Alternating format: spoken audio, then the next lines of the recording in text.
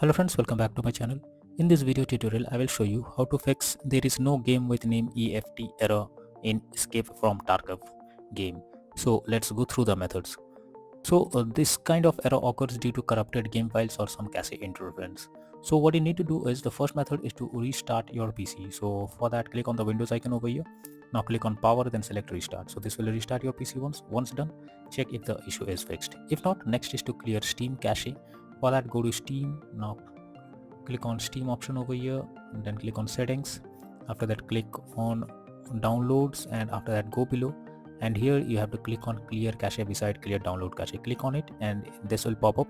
It will clear your local download cache and restart Steam.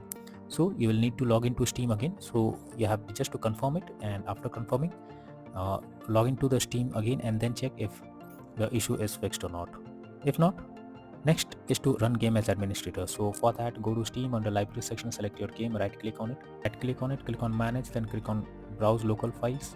Now this will take you to the game folder where your game has been installed. Select the game application, right click on it, click on properties, then click on compatibility and select run this program as an administrator, and then click on apply and OK, and then check if the problem is resolved or not. If not, next method is to verify integrity of game files. For that, go to Steam.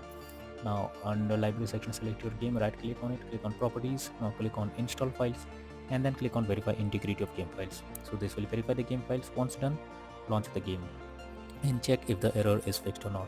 If not, then the final method is to reinstall Escape from Tarkov game. For that, go to Steam, select your game, under library section, right click on it, click on manage, now click on uninstall, and finally click on uninstall option. So this will remove the game from your PC. After that, restart your PC and again launch Steam and reinstall Escape from Tarkov game once again, and then check if the error you're coming across is resolved or not.